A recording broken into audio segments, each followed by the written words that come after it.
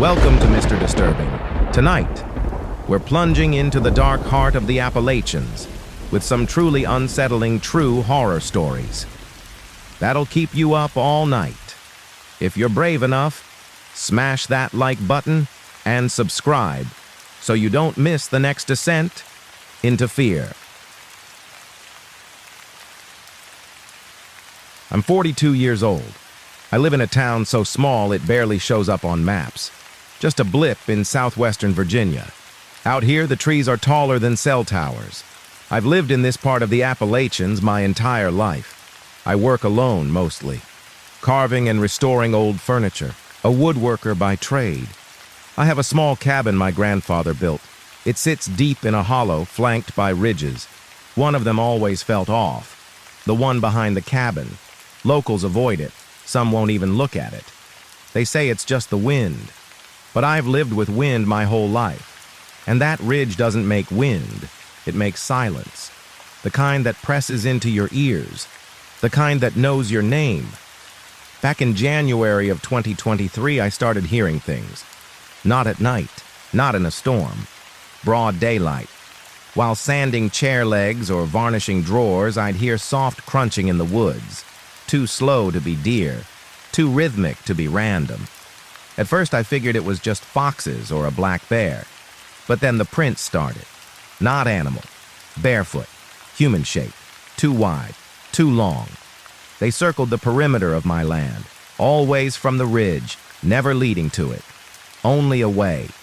I told myself it was kids. Maybe a prank. But who walks barefoot on frozen ground? Who makes no sound going back? By mid-February, I began locking the cabin during the day. Not because I was scared. At least that's what I told myself. But something kept drawing my eyes to the tree line. That place where the slope begins to rise. It's not steep. You could climb it easily. But the trees grow too tight. The bark there looks sickly. Moss clings even in dry months. And no birds go there. Not one.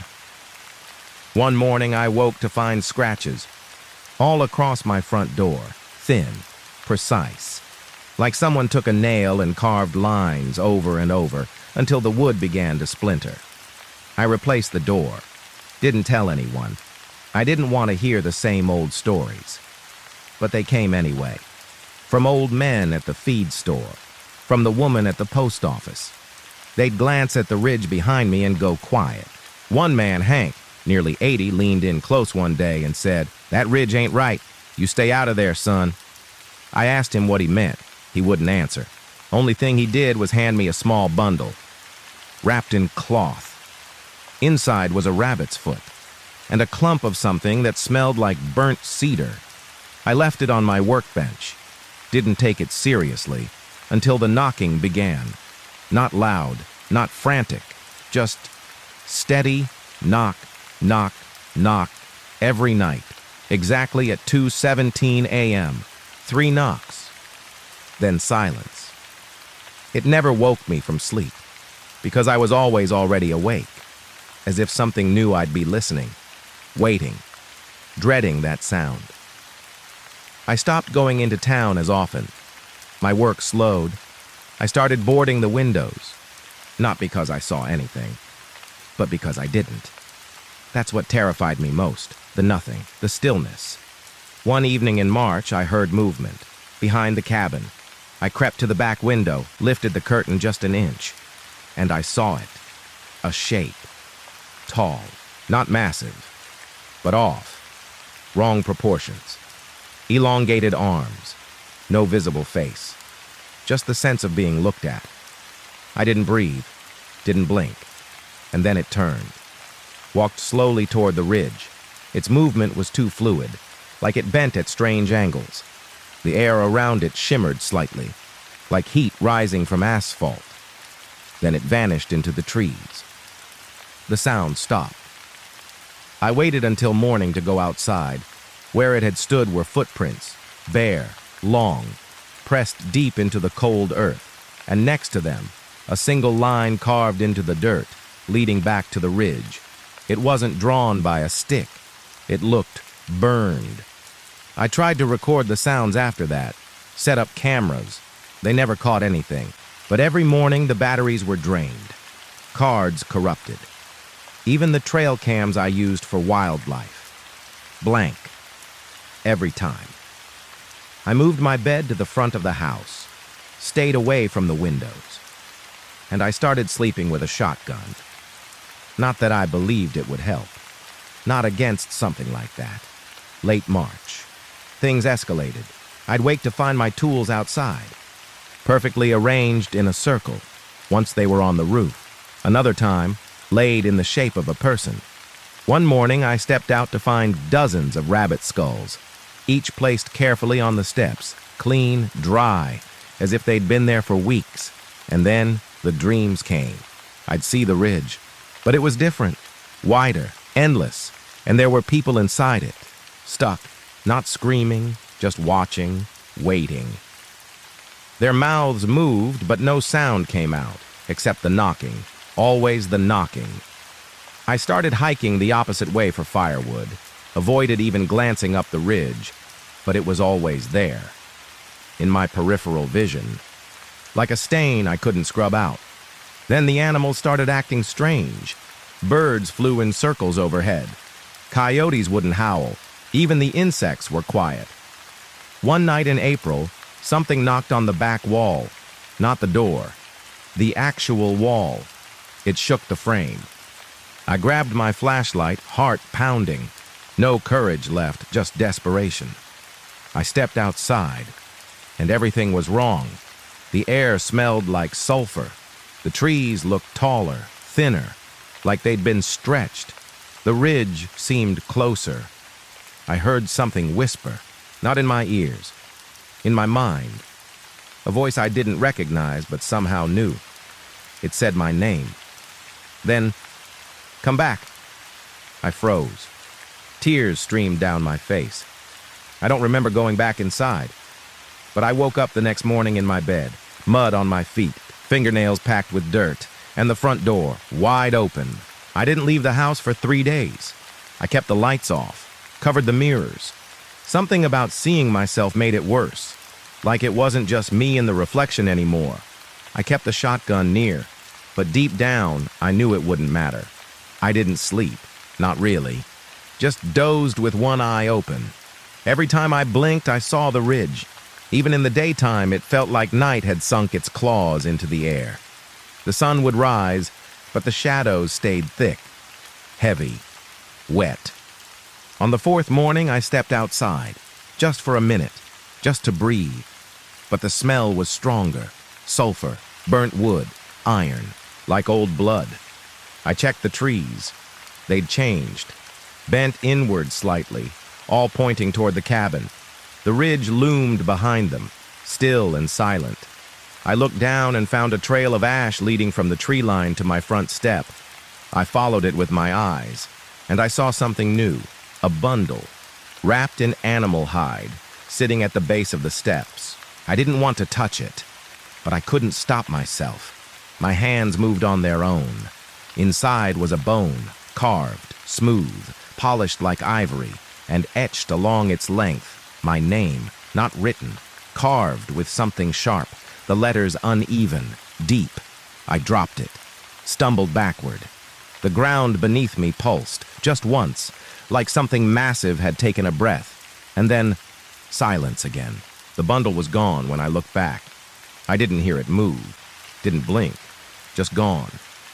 That night I heard whispers in the walls, not voices, not words, just intention, like something was thinking too loud, angry, starving, familiar. It felt like it knew me, not just who I was, but what I was. Every wrong thing I'd ever done, every time I'd cursed or lied or looked the other way. I remembered stealing from my uncle when I was 10.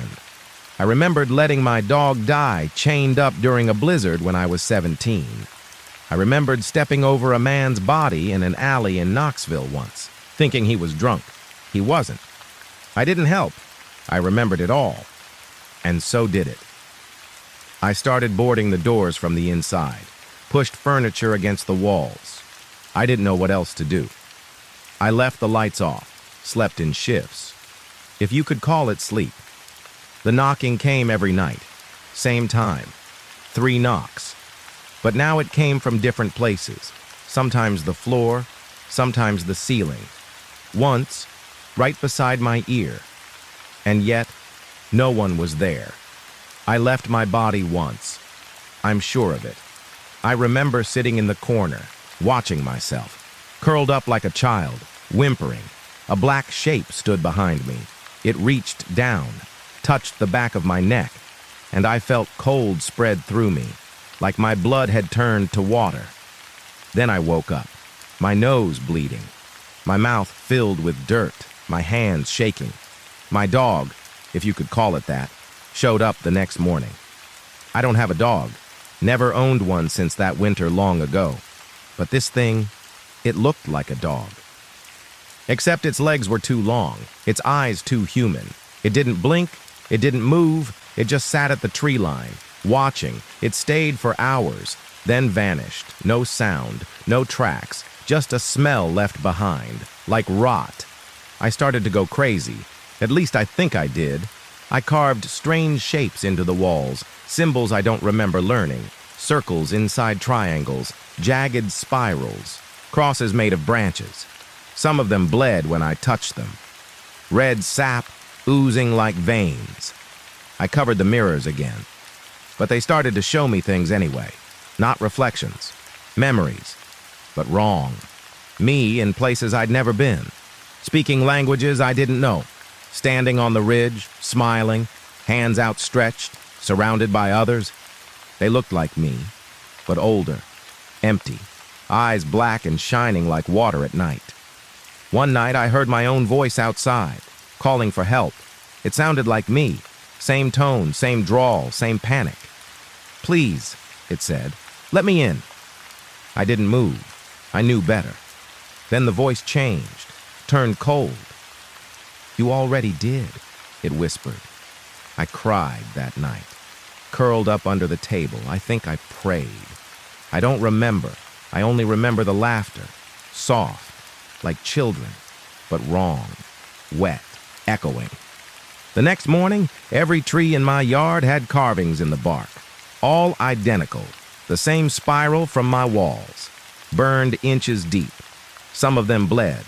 I tried calling for help. No service, landline dead. I drove to town, or tried to. The road was gone, not blocked, not overgrown, just not there. It looped over and over, past the same rock, same bent tree, same dead deer with its eyes missing. I turned back. The cabin was waiting, lights on, even though I'd cut the power, smoke from the chimney. But I hadn't lit a fire in days. I walked inside, and the air changed, thicker, like water. I moved slowly. Every breath was a struggle. My ears rang, my teeth hurt. I found the fire burning low, pale blue flames, no heat. Just light. And sitting in my chair was me, or something wearing me. It looked up, smiled, didn't say a word, just watched. I stepped back, blinked. It was gone. The chair empty, the fire out. I stayed awake for 3 nights after that, afraid of closing my eyes, afraid of waking up outside again. But on the 4th night, I did. I woke up halfway up the ridge, barefoot, scratched, covered in ash, and I was humming, a song I'd never heard. The trees swayed even though there was no wind. The stars above me flickered, and I heard the voice again. "You're almost home." That was 2 weeks ago. I haven't left the cabin since. I don't eat much anymore.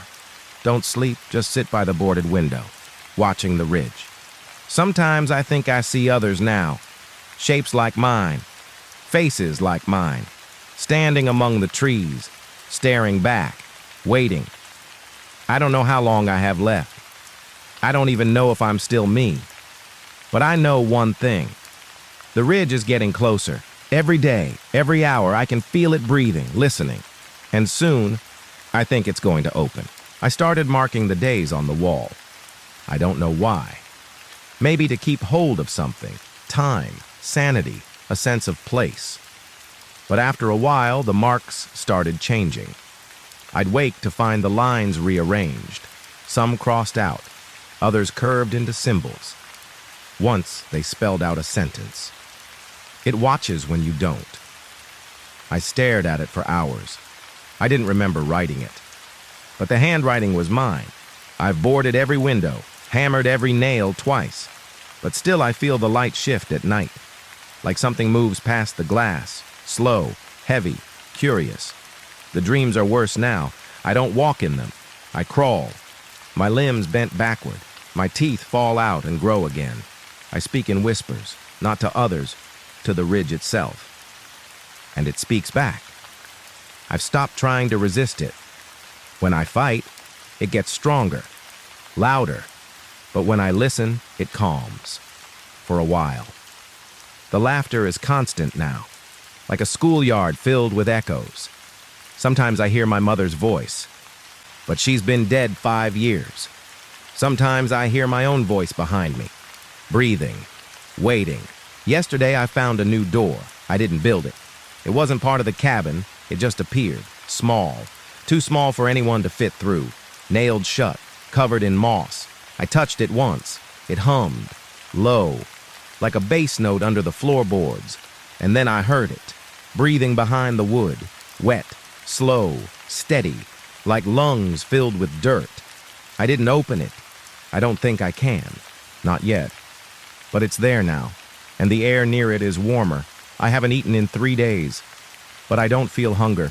I feel drawn, pulled by threads I can't see. My feet move on their own sometimes, to the window, to the walls, once to the tree line. I don't remember walking there, but I woke up with leaves in my hair, mud in my mouth, and blood on my hands. Not mine, too dark, too thick. I buried something that night. I don't know what. I only remember the sound, like a scream muffled by soil. It hasn't stopped echoing. The animals don't come here anymore. No birds, no insects. Even the trees seem quieter. They don't rustle. They listen, and they lean in closer now. The ridge, it's no longer in the distance. I see it in every reflection, in every shadow. It's beneath the floorboards. It's inside the walls. I think it's inside me. I woke up this morning with bark under my skin. Thin strips, growing, bursting through my forearms. I cut them out, but they grew back by nightfall. I don't bleed anymore. Not like before. The color's wrong. Thicker. Smells like iron and smoke. I think I'm changing, becoming something it wants or something it remembers. I've started drawing again, carving into the table, maps, symbols, shapes I've never seen before but somehow know by heart. My hands move without me. My eyes stay open all night. I don't blink. It gets angry when I blink. I hear it in the walls, scratching, not to get in, but to remind me it's already here. I think it's always been here, even before I was born. This land, these trees, that ridge, they remember things. They keep things. I found my grandfather's journal last night, hidden under the floorboards. I never knew he kept one. Inside, just one sentence, repeated over and over, page after page. Don't look at the ridge. I think he knew. I think he saw it too. I think it took him, like it's taking me. The last few nights I've started hearing music. Faint. Just on the edge of hearing. Strings, droning low. A woman humming. Then silence. Always silence. The kind that weighs on your chest. I don't think I'll make it much longer. My skin itches constantly. The veins are black now.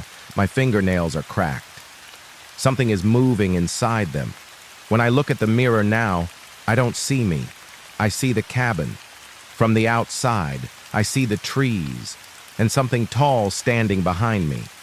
Closer each time, breathing slow, I can hear it, feel it. Last night I opened the small door. I didn't mean to. My hands did it.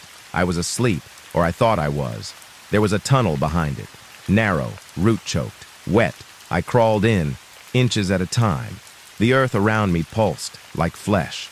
I heard whispers, my name, over and over, in voices I knew, my father, my brother, myself. I don't remember getting out, but I'm back now, I think, though the walls are wrong. The color's different. The cabin feels deeper, colder. When I breathe, the air shivers. There are doors now where there weren't before, windows I can't see through. I haven't opened them, not yet, but I will. I think that's the point. I'm just a door, waiting to be opened. The ridge is no longer out there. It's in here, in me, beneath my ribs, behind my eyes, watching, breathing, remembering. And it's hungry, always hungry.